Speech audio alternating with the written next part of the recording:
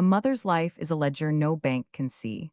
Her wealth is measured by what she gave away and what returned quietly, years later, as the people her children became.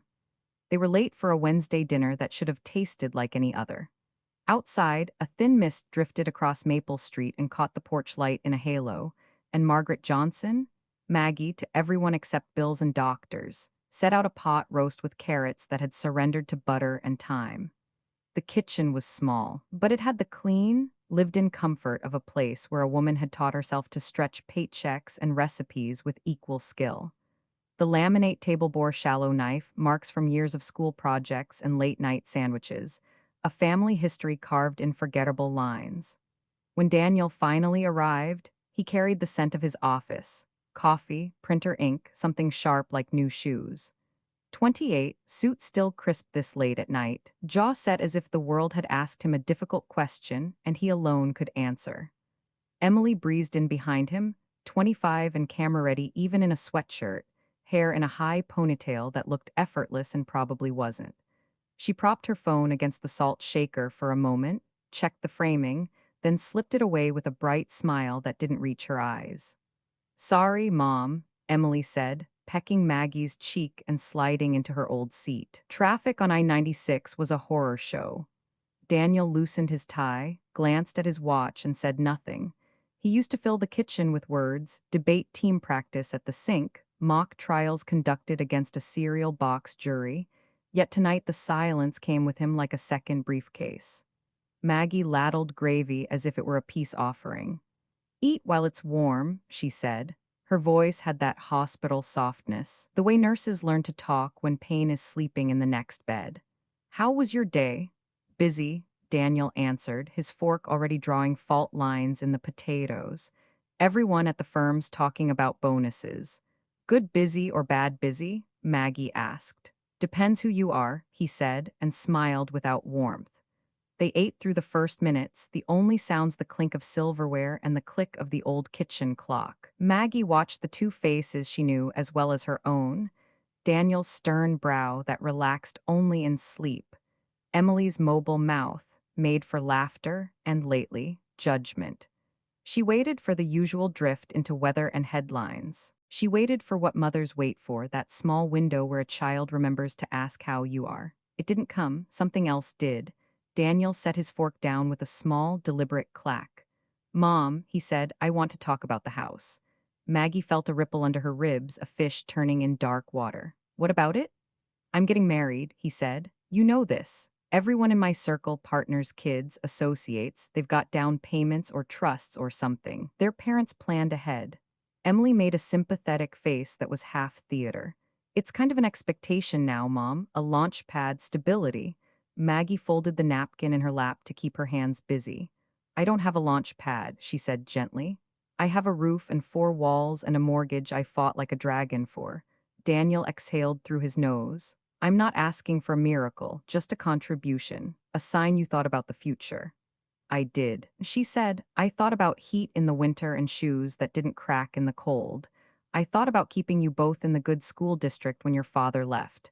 I thought about grocery sales and how to make chicken stretch three ways." Emily's smile thinned. "That's kind of my point," she said. "You buried yourself in work and maintenance. You never built wealth. You never," she gestured vaguely, "leveraged anything. It's like you threw your life into a night shift and hoped the future would tip you." The clock ticked once, louder than seemed possible.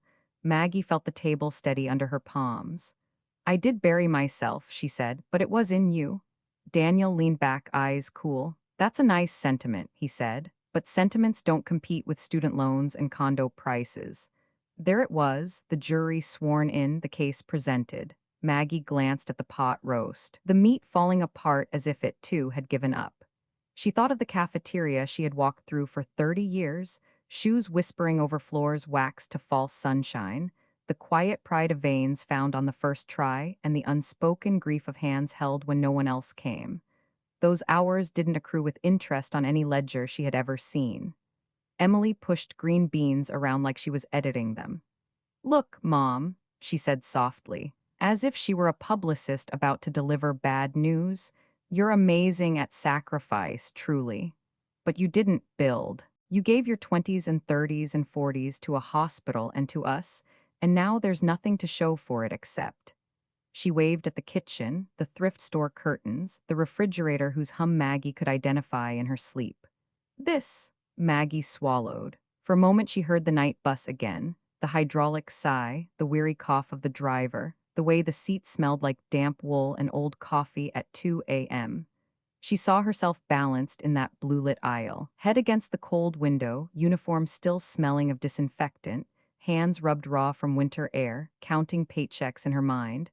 Rent, daycare, textbooks, co-pays, gas. She remembered falling asleep sitting upright and waking to a conductor's gentle tap.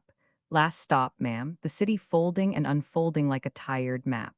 Mom, Daniel's voice pulled her back. Do you understand what we're saying? She nodded, though her throat had gone dry. I do. So, he pressed, can you help with a down payment? 20, 30,000, even 10 would show you planned for us. The word struck her, planned, as if all those lists and envelopes and bargain hunts had been improvisations in an amateur play. I planned for you every day, she said quietly. I planned for milk and algebra tutors and braces. I planned for the day you'd look at your diploma and not see the price tag. It's different now, Daniel said. Everyone's parents. Not everyone, she said, and surprised herself with the steel in it. The air tightened as if the walls had inched closer to hear. Emily leaned forward, elbows on the table. Mom, she said, we love you, but love isn't a retirement plan. You've always said we should tell the truth, so here's the truth. She took a breath, eyes skimming Daniel's for permission. You failed us. The sentence landed with the clean, awful precision of a diagnosis. Maggie felt the room tilt, the floor yawning an inch beneath her chair. Failed. She saw the word like a stamp across her chest, red and permanent. She reached for her water, missed, tried again. Her hand shook in a way she recognized from her older patients, not fear exactly, more the body's protest at carrying too much. Emily, Daniel said, not quite chastising, not quite disagreeing. We're just saying Mom didn't create options. Options, Maggie repeated, tasting the syllables, as if they were a food she'd never been able to afford. She set the glass down with both hands. When your father walked out, options were a fairy tale. There was work or there was hunger. There was bus stop or there was boots in the snow.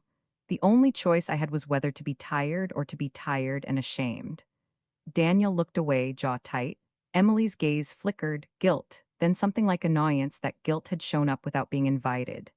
Maggie thought of a winter from long ago, a memory that rose the way old stains do when the heat runs through a house for the first time. She had worked a 12-hour shift on Christmas Eve, the emergency department crowded with the lonely and the unlucky, the tired song of carols leaking from a radio that someone had set too low. The bus had died 2 stops early, frost turning her breath into small ghosts. She walked the last mile home past windows like lit aquariums of other people's joy. The neighborhood was quiet except for the snow, which squeaked when she wasn't careful. At the apartment, she found the power out and 2 small bodies nested in blankets, cheeks pink with cold and sleep. She boiled water on a camping stove and told them stories about the 3 wise men getting lost and asking a nurse for directions. In the morning, she made pancakes in the shape of stars. She paid the bill 2 weeks late and lied to herself that the fine was a kind of holiday tax. When the lights blinked back on, Daniel, 7 then, had clapped like a man at a touchdown. Emily, a toddler, had touched the lamp as if it were a kitten. She came back to the kitchen, to 2 grown children waiting for a check she did not have. If she were a different kind of woman, she would have shouted. If she were a different kind of mother, she would have emptied the stubborn jar in the pantry, where she kept emergency 20s for broken washing machines and unexpected field trips. Instead, she picked up the serving spoon and set it down again. I am sorry, she said. The word surprised them. She saw it. I'm sorry I could not give you the world the way the world sells it. Keys and deeds and balances with more zeros than a choir. I am not sorry for the nights I traded sleep for your fevers, or the days I chose the thrift store so you could choose the yearbook. If that is failure, then I failed honestly. Daniel's mouth opened, closed. Emily's eyes watered, but she blinked the feeling back like a glare on her screen. We're not attacking you, Daniel said, softer now. We're asking you to see reality. I have seen reality, Maggie answered. I found it in waiting rooms and on pay stubs and in the thin wrists of men who cried when I called them sir. Reality is heavy. I carried it for 3. Silence. The clock ticked them forward anyway. Emily pushed her chair back. Its legs scratched the floor like a complaint. I have a brand call in 15, she said, as if that explained everything. Can we talk again after we've all cooled off? Of course, Maggie said, because that is what mothers say when their children set the terms. Daniel stood, smoothing his tie as if he could iron the evening flat. At the door, he turned. There was the briefest ghost of the boy who had once asked her if the moon ever got lonely. Mom, he said, I just want us to be like other families. Maggie looked around the kitchen. The pot roast cooling on the stove, the thrift store curtains, the refrigerator hum keeping faith. She thought of that bus that winter, those pancakes shaped like stars. So do I, she said. I always have. When the door closed, the house exhaled. Maggie gathered plates with careful hands, not because they needed it, but because it gave her something to hold that wouldn't break her back. At the sink, hot water steamed up and fogged the window, and she drew a little heart there, an old habit she would have been embarrassed to explain. It dripped away in seconds. She pressed her palms to the counter and let the quiet come, let it fill the space where their voices had been. Tears threatened, but she had trained her body not to fall apart in front of witnesses. Across town, a bus sighed at a stoplight, the exact note she remembered. She could almost feel the vinyl seat against her cheek, the night passing, the city stitched together by mothers traveling after last call, faith without applause. She had carried her children through years like that, believing the ride would end at a station called Enough. In the darkening glass of the window, her reflection looked back, 50, lines like roads leading to places she had been. Failed, the word floated up again, but softer now, like a tired bird settling on a branch. She did not swat at it. She knew what they didn't. Some accusations returned to their senders in due time, stamped insufficient address. Maggie turned off the kitchen light and stood for a moment in the doorway, listening to the hum of a house that had been asked to be a castle and had done its best. Then she climbed the stairs, one hand on the railing, and promised herself nothing grand or foolish. Only this. Tomorrow she would wake up and go to work, and somewhere between the first blood pressure cuff and the last set of discharge papers, she would count what could still be counted, and save what could still be saved, even if no one but her would ever call it wealth. There are moments in a woman's life when she realizes the story she imagined for herself has been replaced with another, quieter, heavier, but written all the same. For Margaret Johnson, that moment came not with celebration, but with a pregnancy test in the bathroom of a rented duplex when she was just 20 years old. The fluorescent light flickered above her, buzzing like a wasp. She remembered gripping the white plastic stick, her pulse louder than the neighbor's television through the wall. On the counter sat a brochure for the university architecture program she had dreamed of attending. She had circled deadlines, underlined scholarships. And yet, as the 2 pink lines appeared, that paper suddenly looked like something meant for another girl, someone she would never meet again. Jack Johnson, her high school sweetheart and now husband by default, had been thrilled at first. He was tall, with a grin that came easily when there was beer nearby. He promised they would figure it out, that they'd make it an adventure, that he would provide. But within months, Maggie learned that Jack's promises were helium. They rose quickly, floated beautifully, and vanished into thin air. At 21, while her peers filled dorm rooms with posters and late-night laughter, Maggie filled charts in a hospital wing that smelled of bleach and fear. She had traded lectures for night shifts, textbooks for bedpans, and her sketchbook for overtime slips. Nursing was never her passion, but it was steady, an anchor when the waves of rent and diapers threatened to pull her under. The nights blurred together, slipping into scrubs that still smelled faintly of formula, walking to the bus stop with shoes cracked at the seams, watching her breath bloom white under the streetlight. She remembered the click of the time clock at 11 p.m., the quiet chorus of nurses who had also left babies behind at home. The work was brutal and intimate, measuring heartbeats, coaxing dying men into one last sip of water, holding hands when families couldn't be reached. And yet, in those sterile halls, Maggie learned a truth. Love is not only what you say, but what you carry when no one else will. Daniel arrived first, all lungs and fists, his cry sharp enough to cut through Maggie's exhaustion. She looked at him and thought, every missed lecture, every long shift was for this face. She sang to him in lullabies she half remembered from her own mother, while Jack was already slipping out more often, finding excuses to stay late at the bar, telling her he needed space from the crying. By the time Emily came 3 years later, Maggie's youth had already calcified into routine. Jack had one foot out the door, offering less support than the drafty windows of their apartment. Maggie caught him once, pockets empty on payday, smelling of whiskey and perfume not her own. By then, she had stopped asking where he was going. When he finally left for good, Daniel was 5 and Emily still in diapers. The last image she carried of him was a duffel bag slung over his shoulder and the sound of the screen door snapping shut like a gavel. Maggie had stood there, baby on her hip, Daniel tugging at her scrub pants, realizing there would be no child support, no second paycheck, no dream deferred, it had simply evaporated. In those years, Maggie became two people at once: the stern father who checked homework and set curfews, and the nurturing mother who kissed scraped knees and whispered encouragement through cracked bedroom doors. She taught herself to juggle 3 part-time shifts at once, sometimes rushing from the ER straight to a pediatric clinic, her eyes heavy but her smile rehearsed. On the bus home at dawn, she would press her forehead to the glass and imagine the buildings she once wanted to design, towers of steel and glass shimmering like promises. Then she'd get off 2 stops early to save the fare, using that dollar for milk instead.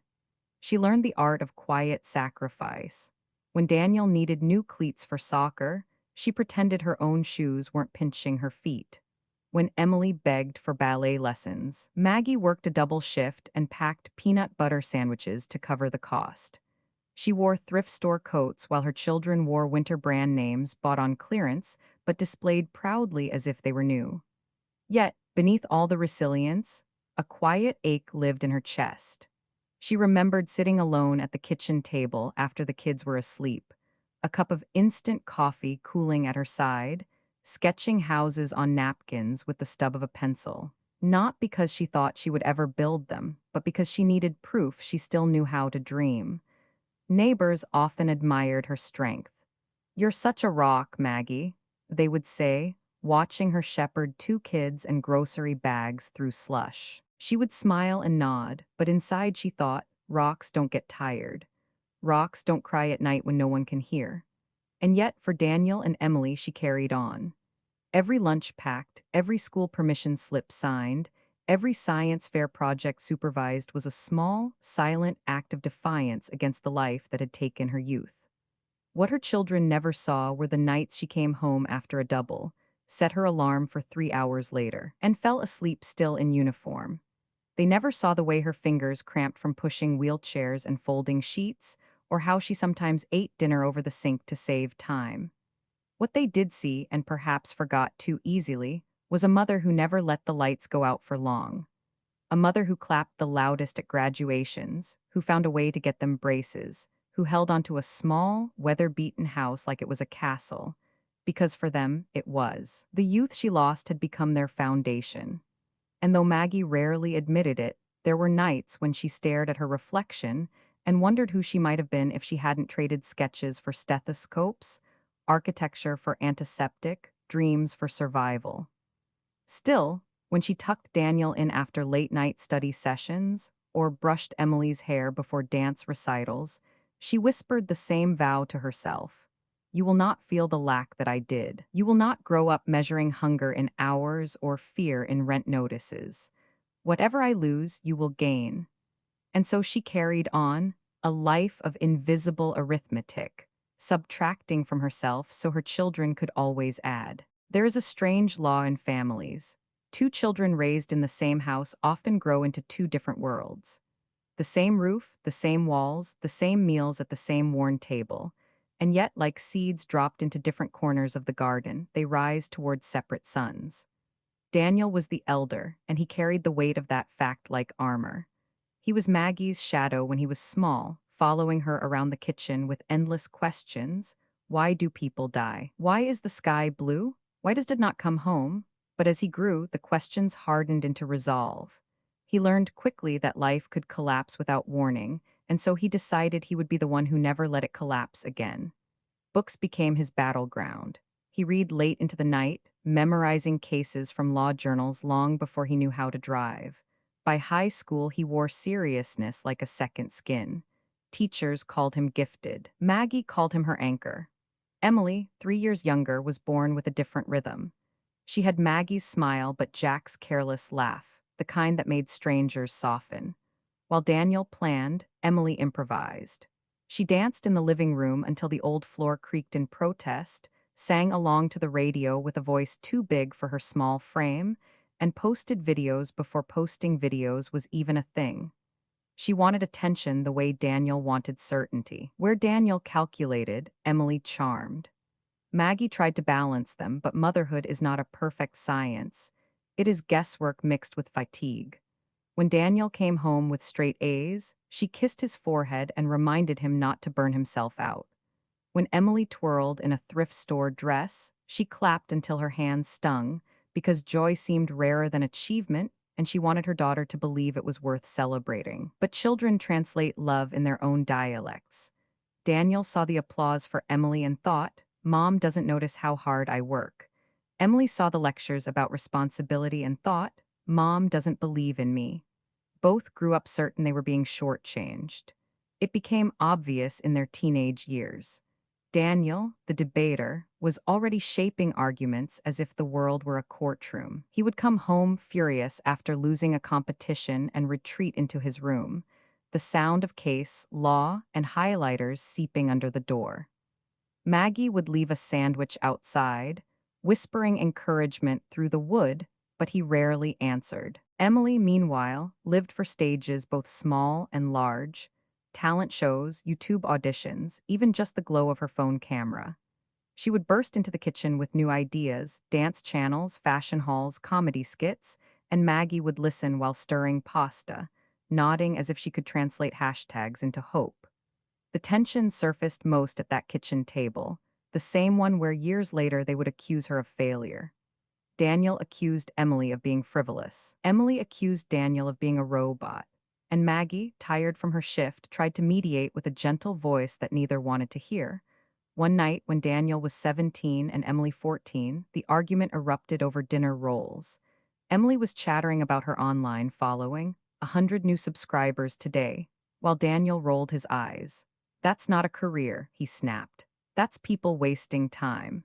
Emily's face flushed. "At least people want to watch me. Nobody's lining up to read your boring law books." Daniel slammed his fork down, the sound sharp as a gavel. "At least I'll be able to take care of myself. You're living in a fantasy." Emily turned to Maggie, her eyes pleading. "Mom, tell him art matters. Tell him life isn't just about paychecks." Maggie looked between them, her chest tight. She wanted to tell Daniel that creativity was not frivolous, that Emily's joy was a kind of survival. She wanted to tell Emily that security mattered too, that not every dream could buy groceries. But exhaustion blurred her words, and what came out was only, "Both of you have gifts, stop tearing each other apart." Neither was satisfied. Daniel pushed back from the table, retreating upstairs with the heavy tread of indignation. Emily crossed her arms, tears shimmering but unshed, and whispered, "You always take his side." Then she, too, was gone. Maggie sat alone at the table, the rolls cooling between untouched plates. She thought of the nights she had worked double shifts to afford those meals, of the arguments she had silenced in hospital rooms by simply holding a hand. Yet here, in her own kitchen, her words had no power. She had built this house out of sacrifice, but it seemed she could not build peace within it. Still, she carried on. She drove Daniel to college tours, filling the silence with small talk while he stared at his notes. She helped Emily set up backdrops in the living room, pretending not to mind when the neighbors peeked through the blinds at the ring lights and music. She told herself that love would be enough, that one day they would look back and see the invisible ledger of her sacrifices. But love, she was learning, does not always translate into gratitude. Sometimes it hardens into expectation, sometimes into resentment. And as Daniel and Emily's roads stretched farther apart, Maggie felt the ground tremble between them, a widening crack she could not mend no matter how many night shifts she worked. She still believed they would come to understand her one day. She just didn't know that the day would come only after they broke her heart at that same table years later. There are nights that brand themselves into memory, nights when the world outside mirrors the storm inside your chest. For Maggie Johnson, one such night arrived in the middle of a Colorado winter, when the sky itself seemed determined to bury her beneath its weight. She had already worked 16 hours at the hospital, two back-to-back shifts. The emergency ward was a chorus of coughs and sirens, fevers rising like brush fires, and Maggie had spent the night moving from bed to bed with the steady calm of someone who could not afford to panic. By the time she clocked out, her bones hummed with exhaustion. Outside, snow was falling so heavily it blurred the parking lot into a blank page. Maggie's old sedan coughed twice and died, the engine choked by the cold. She tried again, whispering a prayer into the steering wheel, but the car remained silent. She didn't have the money for a tow truck, and the buses had stopped running after midnight. So she walked. The wind tore at her coat, stung her cheeks raw. Her shoes sank into drifts that reached her ankles, and each step felt like dragging a sack of bricks. She kept picturing Daniel and Emily back in their small apartment, the flickering heater, the leaky windows. Were they warm enough? Were they scared? The thought of them waiting alone fueled her more than any cup of coffee ever had.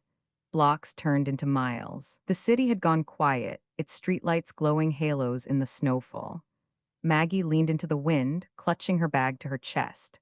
Somewhere in that blizzard, she stopped being a 25-year-old woman and became something else entirely. A force propelled by love, stripped of youth, stripped of choice, just moving forward because she had to. When she finally reached the apartment, her hands were too numb to find the right key. She shoved the door open and stumbled inside, boots dripping slush onto the carpet. The power was out.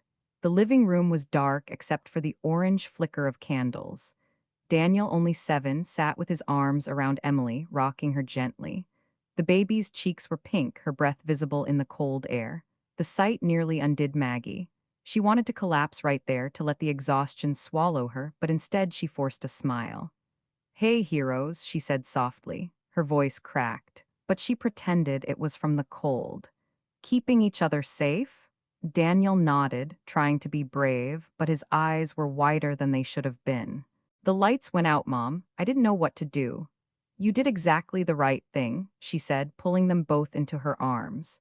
She could smell Emily's baby shampoo mixed with the faint wax of the candle. Daniel's hair was damp with sweat from trying to keep his sister warm. Maggie kissed their heads, one after the other, and whispered, "I'm here now." They huddled together under blankets, the three of them forming a cocoon against the storm. Maggie boiled water on a camping stove she had bought at a garage sale, just in case. She made instant cocoa, thin and watery, but Daniel and Emily sipped it like it was nectar. Emily laughed when the steam fogged up her mother's glasses. Daniel finally leaned against her shoulder, his small body easing with relief. Outside, the storm raged, rattling the windows. Inside, Maggie's arms formed a fortress. She thought of the path she had walked that night, the miles of frozen wind that had tried to break her. She thought of the life she had once imagined, warm lecture halls, studio lights, the scratch of pencils over blueprints, and realized it had been buried under snow long ago. What mattered now was survival, and survival meant sacrifice. "Mom," Daniel asked quietly, his voice muffled against her sweater. "Are we going to be okay?" Maggie didn't answer right away. She tightened her hold on them both, listening to the storm howl against the thin walls. Finally, she kissed his temple and said, "As long as I'm here, we will." She meant it as a promise, but it became a vow etched deeper than bone.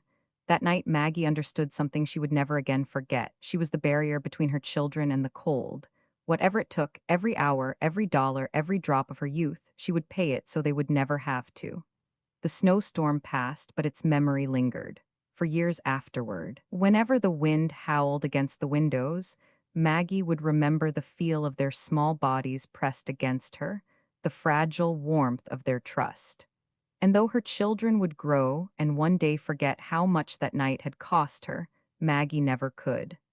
It was the night she stopped being young. It was the night she became permanent. Children grow, but the storms that shape them do not always pass. They linger in unseen ways, echoes in their choices, shadows in their voices. For Maggie, the night of the snowstorm had sealed a vow inside her bones. She would carry the weight so her children could walk unburdened, but vows like that are invisible, and invisible sacrifices are easy to forget once the years stretch long. By the time Daniel turned 28 and Emily 25, the old apartment had given way to a modest house on the edge of town, a place Maggie had fought tooth and nail to keep. Its siding was worn, the porch paint chipped, but it was solid. Maggie had scrubbed the floors on her knees, patched drywall with her own hands, paid the mortgage in single paychecks that left her cupboards bare. She saw a castle, her children saw a cage. Daniel, now a lawyer, had become the image of composure. Crisp suits, sharp arguments, a calendar filled with billable hours. To him, stability was oxygen, and every hour he billed felt like proof that he had clawed his way free of the chaos of his childhood. He believed he deserved more wealth, more recognition, more of the life his colleagues flaunted with ease. Emily had taken a different road entirely. Her phone was always in her hand, her laughter always one beat away from breaking into performance. She curated herself online like a storefront window: outfits, makeup tutorials, clever captions. She believed she was building a brand, though to Maggie it often looked like chasing attention across a screen that never loved her back. One evening, the three of them sat at the dinner table again. Maggie had made lasagna, though her hands ached from arthritis that was creeping in after decades of double shifts. She placed the dish down with the quiet pride of someone who still believed meals could bind a family together. Daniel took a sip of wine, cleared his throat, and began. Mom, you know I'm getting married soon. Emily knows, the whole family knows. Everyone at the firm is talking about mortgages, wedding budgets, investments. You know what all their parents have done? Helped, down payments, trust funds, real backing. He leaned forward, his voice sharpening. And what do I have? Nothing, just stories about how hard you worked. Maggie's fork stilled halfway to her mouth. Daniel, he cut her off. Don't get me wrong, I respect that you raised us alone. I do, but respect doesn't cover the cost of a house. Respect doesn't compete with the fact that my friends are buying condos and starting families while I'm scraping together every cent because you didn't plan ahead. Emily smirked from across the table, twirling pasta around her fork. He's not wrong, Mom. You gave everything to night shifts and still, here we are. I mean, you sacrificed, but what do we really have to show for it? We're not wealthy. We're not set up. You kind of buried your life in survival. She shrugged, casual as a shrug could be. It's sad, really. Maggie's stomach tightened. The kitchen clock ticked in the silence that followed, the same clock that had measured out their childhoods. She wanted to remind them of the storm, of the nights she came home frozen but still managed to tuck them in. She wanted to pull out the memory of every sandwich she skipped so they wouldn't have to. But she knew they would not see what she saw. To them, those memories were normal, invisible. You think I didn't plan? She said finally, her voice low, steady. Every day was a plan: heat, rent, food, school supplies. Those were my plans. Daniel shook his head, exasperated. That's just survival. That's not building a future. And yet, Maggie whispered, it gave you the chance to build one. Emily leaned back in her chair, arms crossed. If it were me, I'd have done it differently. You wasted your 20s and 30s, maybe even your 40s, and for what? A mortgage on this house? Her eyes swept the modest kitchen, the second-hand curtains, the chipped counter. No wonder people call our family ordinary. The word stung more than Maggie cared to admit. Ordinary. She had traded dreams, youth, even her health to keep their lives intact, and all they saw was something less than extraordinary. The lasagna cooled on their plates. Maggie felt her throat close, the way it had that night years ago when she trudged through the snow to find them shivering by candlelight. She could still feel their small bodies pressed against her in the dark, the trust in Daniel's whispered question, are we gonna be okay? Yes, she had promised, and she had kept that promise year after year. But now, staring across the table at two grown children who measured love in dollars and trust funds, Maggie wondered if the storm she had walked through that night had only shifted its shape. This time, the cold was not outside, it was sitting across from her, wearing her children's faces. She pressed her palms to her lap, steadying herself. She would not cry in front of them. She would not beg for gratitude. She swallowed, forced her voice even, and said only, "You may see failure, but one day you'll see what it really was." Neither Daniel nor Emily answered. The silence was thick, broken only by the scrape of Daniel's chair as he stood and by Emily's phone lighting up with another notification. Maggie sat alone at the table after they left, her food untouched, her hands trembling in her lap. She had survived blizzards and empty bank accounts, but this fracture in the family she had built from her own bones, felt colder than any winter storm she had ever walked through. The fracture did not heal. It widened quietly like a crack in old plaster. At first, Maggie tried to smooth it over. She invited Daniel and Emily for Sunday dinners, sent text messages with little hearts, offered to babysit for Daniel's fiancé, or to help Emily brainstorm new content ideas. Most of the time, her invitations went unanswered. When they did visit, they carried their complaints with them like luggage. Daniel was buried in work, preparing for his wedding with meticulous efficiency. He spoke of contracts, interest rates, and guest lists as though Maggie were a secretary, not a mother. Emily floated in and out, half in the room and half in the glow of her phone. She talked about sponsorship deals that almost happened, then didn't, about the people online who adored her, about the critics who didn't. Every conversation ended the same way: a glance around the modest house, a sigh, and the reminder that Maggie hadn't built wealth the way other parents had.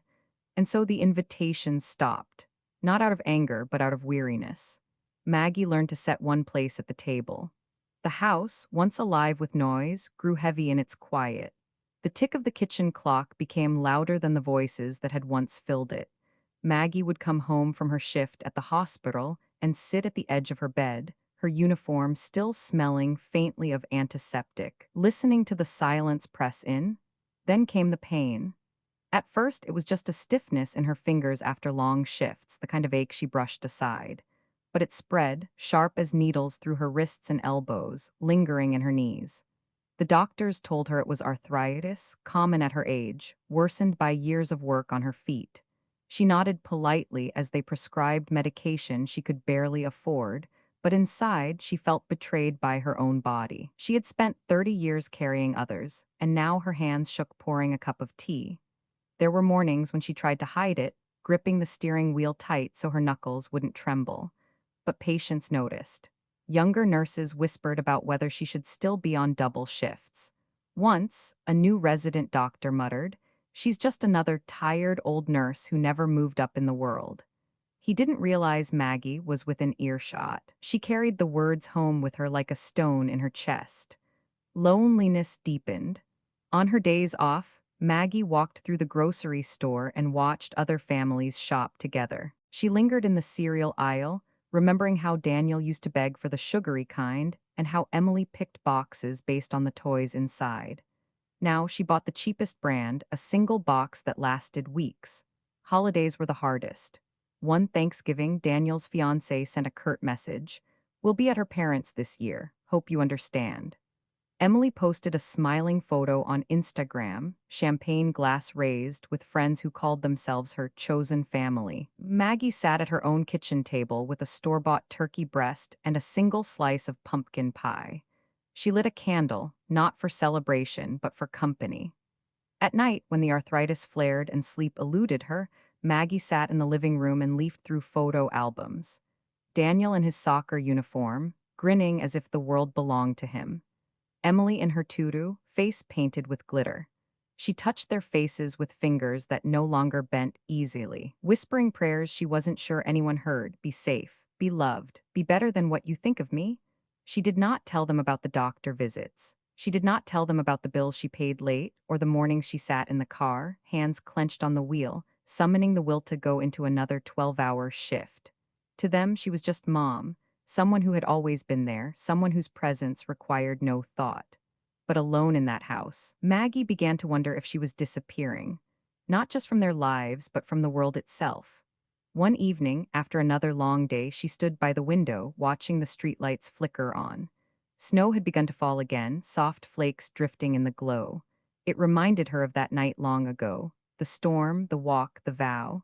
She had survived that blizzard for her children. But now, with no one waiting at home, she asked herself the question she never thought she would. If I disappear, who will notice? The house, of course, gave no answer, only the clock ticking on. The winter passed slowly, each day a mirror of the last. Maggie's life became a loop of work, silence, and aching joints. The hospital break room, with its humming vending machine and faint smell of burnt coffee, felt more like home than the quiet house she returned to. She had stopped expecting phone calls from Daniel or Emily. The only voices she heard at night came from the television she left on for company. Then, one gray afternoon in March, something shifted. She was leaving the grocery store, clutching a single bag, bread, milk, and arthritis cream, when she heard someone call her name. Margaret Johnson, is that you? She turned and froze. Standing by the carts was a woman with silver-streaked hair, bright blue eyes, and a wool coat too stylish for the small-town parking lot. It took Maggie a moment to place her, but then the years fell away. Linda, Maggie whispered. It was Linda Hayes, her closest friend from high school, the girl who once stayed up with her until 2 a.m., sketching dream houses, who swore they'd both become architects, who had hugged her tightly the day she confessed she was pregnant and scared. And then, as life pulled them apart, Linda had gone off to college while Maggie stayed behind. Now, decades later, Linda looked at her as though no time had passed. She embraced Maggie, smelling faintly of lavender and city air. My God, it really is you. I thought you disappeared off the map. Maggie laughed softly, though it felt brittle. In some ways, I guess I did.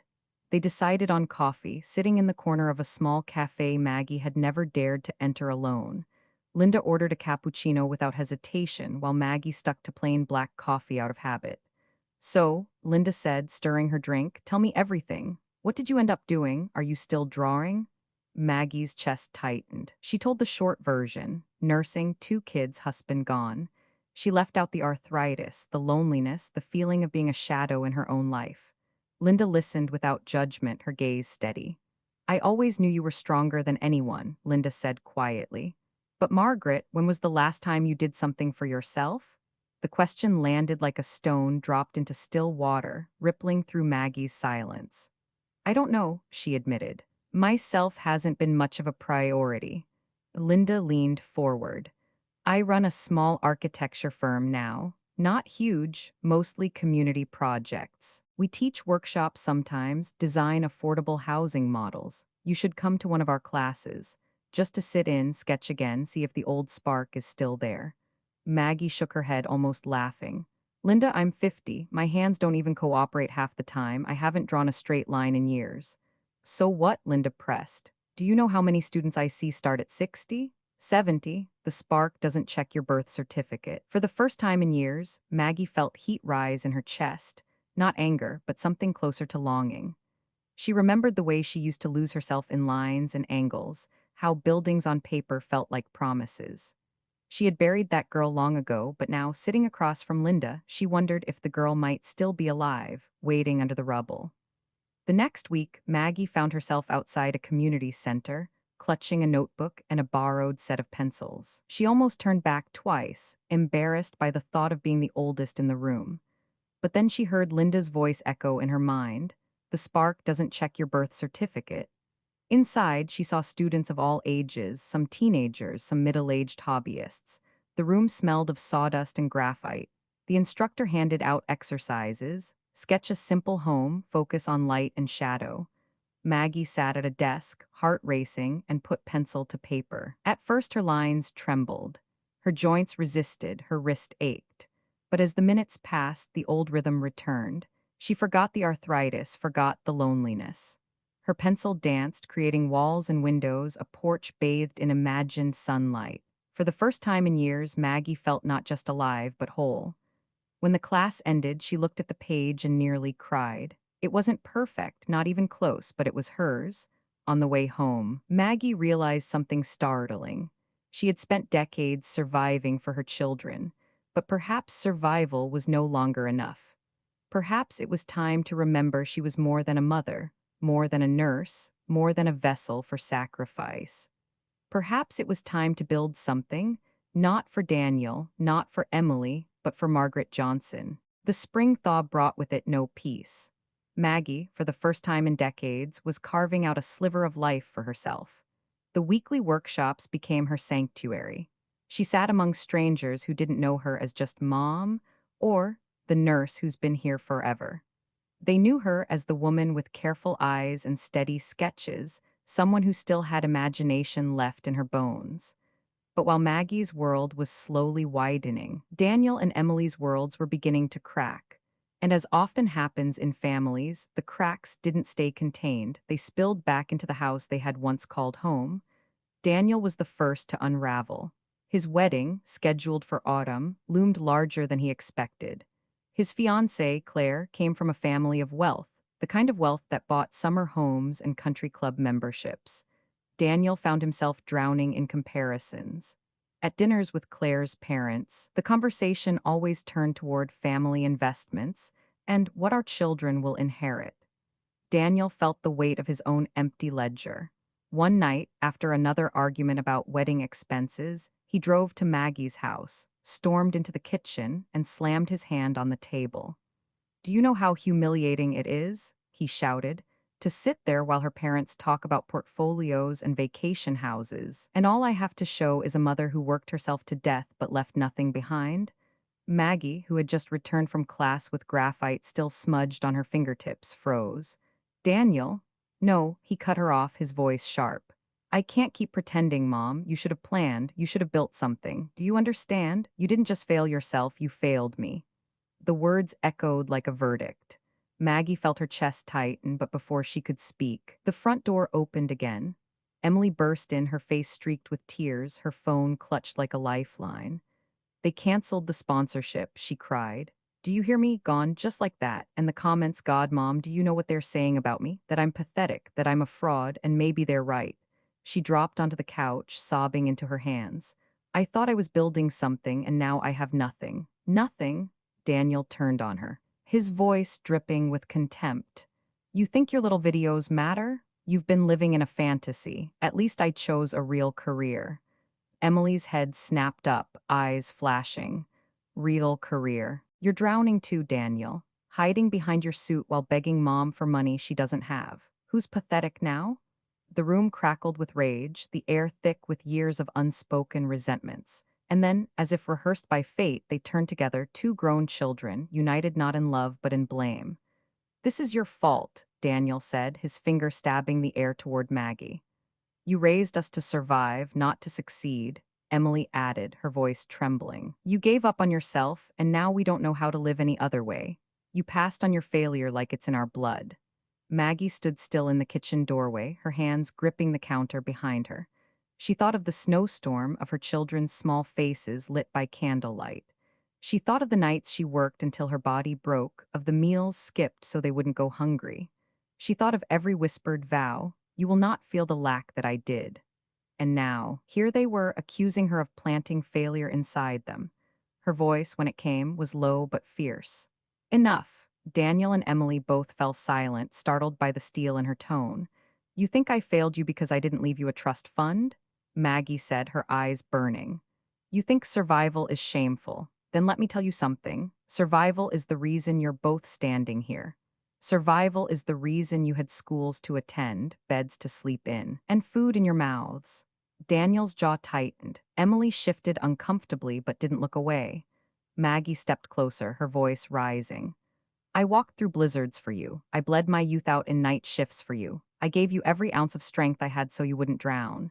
And now you sit here, grown, with your careers and your choices, and you dare to call me a failure?" Tears threatened at the edge of her vision, but she refused to let them fall.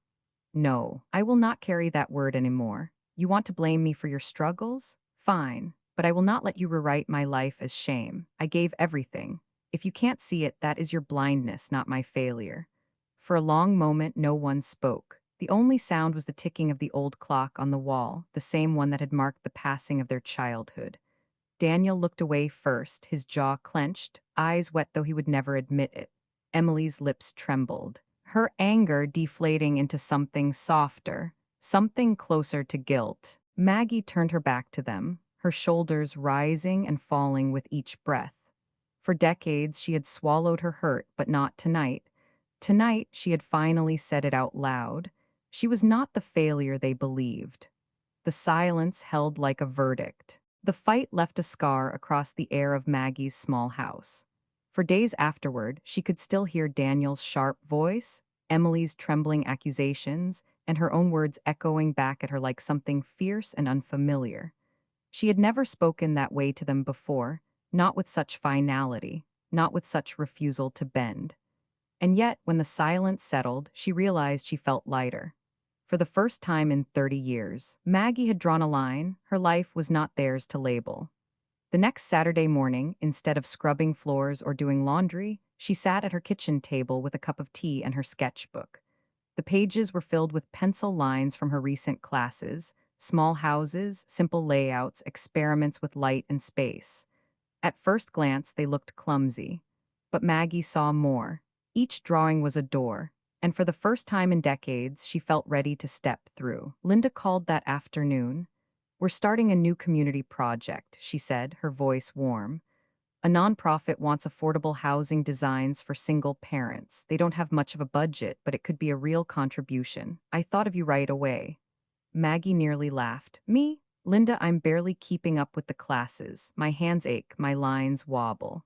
And yet, Linda interrupted gently, "Your ideas have heart. You understand what it means to stretch a space, to make something small feel like enough. That's not just skill, Maggie, that's lived experience. No one else in the room has that."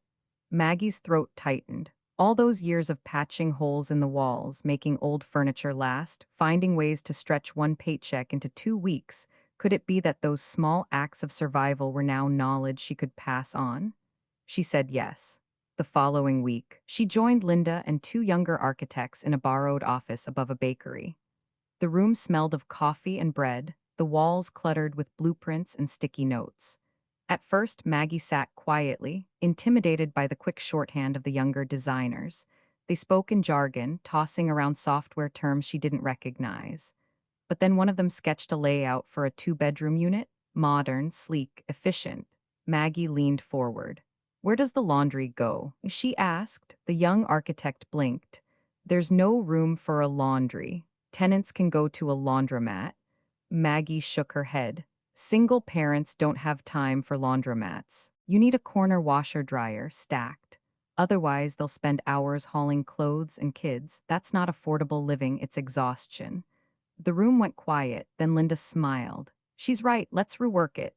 Bit by bit, Maggie found her voice. She suggested larger windows for natural light, because when you can't afford much furniture, light becomes your decoration. She argued for storage under staircases, because clutter eats away at your sanity. Every idea came not from textbooks, but from the years she had lived those realities. By the end of the session, the younger designers looked at her differently. Not as an outsider, but as someone who belonged. Driving home that evening, Maggie felt something she hadn't felt since she was a girl with a pencil in her hand: possibility. Her house was dark when she arrived, but instead of the heaviness of silence, she felt a quiet anticipation. She set her bag down, pulled out her sketchbook, and began drawing again. Not just exercises, but ideas. A small home with a porch big enough for children to play on, a kitchen where a mother could cook while keeping an eye on homework at the table, a bedroom where a woman could finally rest without listening for every creak of the floorboards. That night, she didn't feel abandoned. She felt like a woman on the cusp of something. For decades, Maggie had believed her life had peaked in sacrifice, that her story was already finished, written in the ink of survival. But as she looked at her pencil lines taking shape on the page, she realized the truth. Her life was still being drafted. And this time, she was the one holding the pen. Summer came with long, golden evenings, and with it, Maggie's world quietly transformed. The community housing project that began as a few tentative sketches had blossomed into a full design portfolio. Her drawings, revised and polished by Linda's team, were pinned to the walls of a local community center. Simple homes, affordable yet dignified, each bearing traces of Maggie's touch. Hidden storage, wide porches, warm light. The nonprofit decided to host a small exhibition, showcasing the project and honoring those who had contributed. Maggie wanted to decline. Her instinct was always to stay in the shadows, but Linda refused to let her hide. You belong in that room, Linda said firmly. This is your story, too. So Maggie dressed carefully that morning, smoothing her modest navy blouse, sliding a bracelet onto her wrist. Her hands still ached. Her body still carried the weight of decades on hospital floors, but her eyes held something new, an almost forgotten spark. The exhibition hall smelled faintly of paint and new lumber. Posters lined the walls, each one featuring a floor plan or rendering. Local press had even shown up, their cameras flashing as visitors drifted from one display to another. Maggie stood quietly in a corner at first, sipping a cup of coffee, trying to steady her nerves. And then she saw them. Daniel and Emily. They hadn't told her they were coming. Daniel walked in first, looking uncomfortable in his suit as though he'd just come from the courthouse. Emily trailed behind, phone in hand, eyes darting nervously around the room. For a moment, Maggie's breath caught. She braced for another accusation, another reminder of what she had failed to provide. But instead, she watched as Daniel's gaze landed on a large rendering pinned to the far wall, a compact three-bedroom home designed for single parents. He stopped in front of it, frowning. Wait, he murmured to Emily. This looks like Mom's handwriting. Emily tilted her head, curiosity flickering across her features. She walked closer, reading the small caption beneath the sketch, Concept and Design Contributions by Margaret Johnson. The words hung in the air like a bell. Maggie's instinct was to shrink back, but Linda spotted her and waved her over. There she is, the heart of the project. Dozens of eyes turned, Daniel and Emily among them. For a moment, all three just stared at one another. Maggie forced herself to take a breath and step forward. The organizer asked her to say a few words. Maggie's hands trembled as she adjusted the microphone. I'm not an architect, she began, her voice soft but steady. I'm a nurse. I've spent most of my life trying to keep people alive through long nights, and I've spent the rest trying to raise two children on my own. For a long time, I thought that meant I'd lost the right to dream.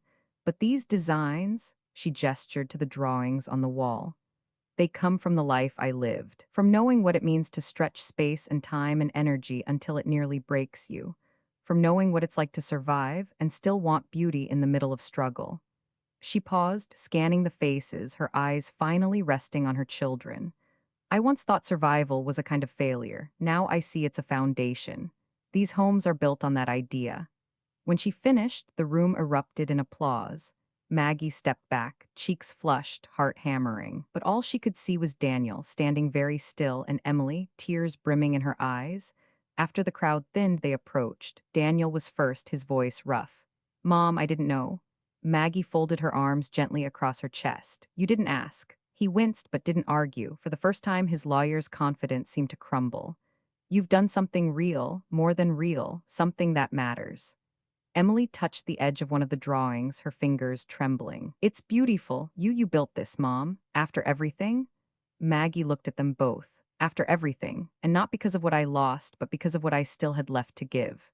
Emily's tears spilled over. She leaned in and wrapped her arms around her mother, whispering, I'm sorry. I didn't see you. I thought you were stuck, but you were building this whole time. Daniel stood awkwardly, then finally placed a hand on Maggie's shoulder. He didn't cry, but his eyes were wet. I should have been proud of you a long time ago. Maggie held them both for a moment. Not as children she had to protect, not as accusers she had to defend against, but simply as her son and daughter, finally seeing her not as a failure, but as a woman. For the first time in years, the fracture in the family began to close, not fully healed, but no longer bleeding. And Maggie realized something quietly astonishing. She hadn't needed this moment to know her worth. She had already claimed it in the silence of her sketchbook. But standing there, surrounded by the children she once carried through storms, she felt a deeper peace. They finally saw her. The exhibition passed into memory, but its effect lingered like sunlight that refuses to fade from a window pane. In the weeks that followed, Maggie noticed small but profound changes. Daniel called more often. At first it was awkward, short updates about his cases, comments about the weather. But gradually the calls softened into something else. How are you feeling today, Mom? he asked once, catching her off guard. When she admitted her hands ached from arthritis, he paused, then offered to come by that weekend to fix the squeaky back door she'd been living with for years. Emily visited too, her phone still in hand but no longer the barrier it once was. She filmed short clips of Maggie sketching at the kitchen table, posting them with captions like, "My mom is proof it's never too late to dream." Her followers responded with warmth, calling Maggie inspiring. For the first time, Emily wasn't curating her mother as a cautionary tale of sacrifice. She was celebrating her as a story of renewal. Slowly, the air in Maggie's home changed. Where there had been silence, there was now laughter, tentative at first, then freer. Daniel sat at her table again, asking about the housing project, actually listening. Emily brought groceries one evening, cooking dinner while humming an old childhood song. Maggie watched them and felt a tenderness she hadn't dared to hope for. Not the children she once shielded from storms, but adults who were finally beginning to understand the price she had paid. And yet, even as the family drew closer, Maggie knew something important. Her life was no longer defined only by them. For decades, she had been their anchor, their shield, their silent provider. But now she was also Margaret Johnson, the woman with designs on the wall, the woman whose ideas were building homes for families she'd never met. One crisp autumn morning, she stood on the porch of one of the very houses her team had designed. It wasn't hers, it belonged to a single mother with two young children. But watching them move in, Maggie felt something close to healing. She had built this not with money she never had, but with experience no one could take from her. That night, Daniel and Emily came by with takeout. They ate together, not with accusations or comparisons, but with an easy warmth Maggie hadn't felt in years. At one point, Daniel lifted his glass of iced tea and said quietly, "To Mom, to the strongest foundation we'll ever have." Emily clinked her glass against his. "To Mom," she echoed, her eyes shining. Maggie smiled, her heart swelling. She realized she didn't need perfect forgiveness, nor did she crave endless apologies. What she needed, what she had finally gained, was freedom. Freedom from carrying failure like a brand. Freedom to live not only as a mother, but as herself. Later that evening, when the dishes were washed and the house was quiet again, Maggie sat at her desk by the window. The autumn wind stirred the curtains, carrying with it the scent of fallen leaves. She opened her journal and wrote, "I once believed my life was only sacrifice, but I see now it was also strength. I am more than what I gave away. I am what I chose to build from it, and at last I am free." She closed the book, whispering a prayer of gratitude, not just for reconciliation, but for the journey that had brought her here. And to you, dear reader, who has walked through these pages with me, thank you. May you find the courage to honor your own sacrifices, the wisdom to forgive yourself for what was lost, and the strength to build anew from whatever remains. I wish you health, peace, and a family, whether by blood or by choice, that surrounds you with love.